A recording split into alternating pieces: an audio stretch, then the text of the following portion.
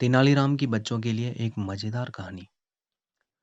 एक बार की बात है, कृष्णदेव राय के दरबार में एक विदेशी व्यापारी आया था। उस विदेशी व्यापारी ने राजा से मुलाकात कर कहा कि उसने सुना है कि राजा के पास कई सारे मंत्री हैं और उसने उन मंत्रियों की बुद्धिमानी के बारे में काफी कुछ सुना था।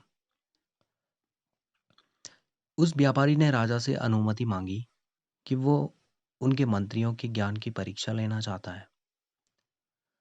अब राजा ने भी उस व्यापारी की बात मान ली और कहा कि वो उनके मंत्रियों की बुद्धिमानी की परीक्षा ले सकते हैं।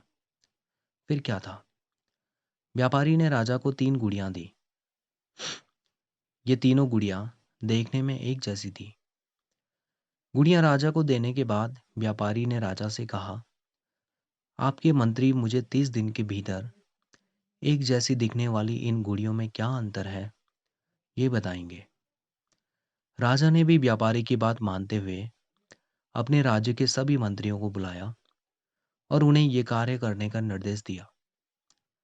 हालांकि अभी राजा ने तेनालीराम को ये कार्य नहीं सौंपा था, लेकिन लंबे समय तक कोई भी मंत्री ये नहीं बता पाया कि आखिर एक जैसी दिखने वाली इन गुड़ियों में क्या अंतर है।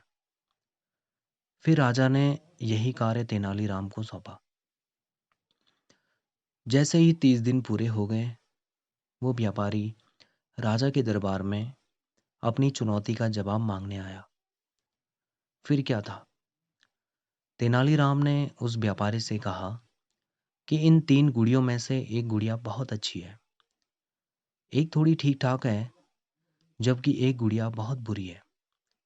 तेनालीराम के इस जवाब को सुनकर सब हैरान रह गए कि आखिर किस आधार पर तेनालीराम ने यह जवाब दिया। फिर तेनालीराम ने सबके सामने एक गुड़िया के कान में एक तार डाली और वो तार गुड़िया के मुंह से निकल गई। फिर इसी तरह उन्होंने दूसरी गुड़िया के कान में भी तार डाली और वो तार गुड़िया के दूसरे कान से निकल गई। इस तरह अंतिम गुड़िया के कान में भी तार डालने पर वो तार किसी भी जगह से बाहर नहीं निकली। जिसके बाद तेनालीराम ने कहा कि जिस गुड़िया के मुंह से तार बाहर निकली है, वो गुड़िया बहुत बुरी है, क्योंकि उसको अगर कोई कुछ बताएगा तो वो सबको उस बात की जानकारी दे देगी।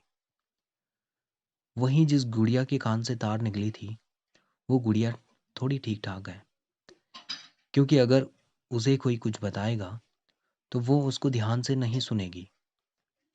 वहीं जो आखिरी गुड़िया है, उसे अगर कोई कुछ बताएगा तो वो उसे अपने दिल के अंदर ही रखेगी, इसलिए वो गुड़िया थोड़ी अच्छी है। इस तरह तेनाली राम द्वारा दिए गए जवाब को सुनकर राजा के साथ वो व्यापारी भी हैरान रह गए। लेकिन तेनालीराम यहीं पर नहीं रुके। उन्होंने इन गुड़ियों के बारे में कहा कि पहली गुड़िया उन लोगों में से है जो कि ज्ञान सुनकर लोगों में बांटती है, जबकि दूसरी गुड़िया उन लोगों में से है जिनको जो सिखाया जाता है उन्हें वो समझ नहीं आता, और आखिरी गुड़िया उन लोगों में से है जो कि ज्ञान को अपने तक ही सीमित रखती है।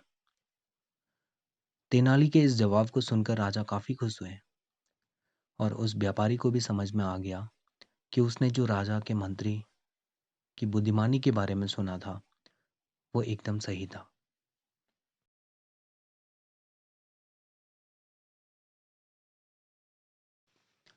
तेनालीराम द्वारा चोरों को पकड़ने वाली कहानी। एक बार तेनालीराम अपनी पत्नी के साथ रात को अपने घर में सो रहे थे। तभी अचानक उन्होंने कुछ आवाज सुनी। तेनालीराम को आवाज सुनकर शक हो गया था कि कुछ चोर उनके घर में चोरी करने आए हैं।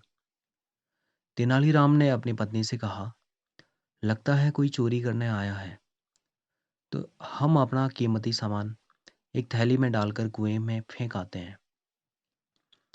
जिसके बाद तेनालीराम अपनी पत्नी के साथ कुएं में अपने कीमती सामान से भरी थैली फेंक आए।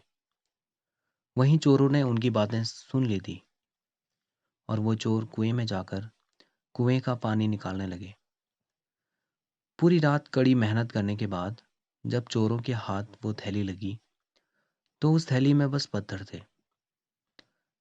तभी वहां तेनालीराम आए और उन्होंने चोरों का धन्यवाद करते हुए कहा कि शुक्रिया आप लोगों का, आपने मेरे बागों में पानी दिया और हमारे कुएं को भी साफ कर दिया। ये सुनकर वो चोर हैरान रह गए और उन्होंने अपनी इस हरकत के लिए तेनालीराम से माफी मांगी।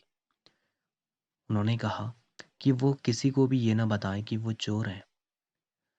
तेनालीराम ने उनसे वादा किया कि वो किसी को भी कुछ नहीं बताएंगे, लेकिन आज से उनको चोरी छोड़नी पड़ेगी। जिसके बाद इन चोरों ने मेहनत करना शुरू कर दिया। दोस्तों, हमारी कहानियाँ आपको कैसी लगती हैं? कमेंट करके ज़रूर बताएं। आपकी प्रतिक्रिया हमें मोटिवेट करती है। आगे भी इसी तरह की कहानियाँ हम आपके लिए लाते रहेंगे। Thank you. Thank you so much.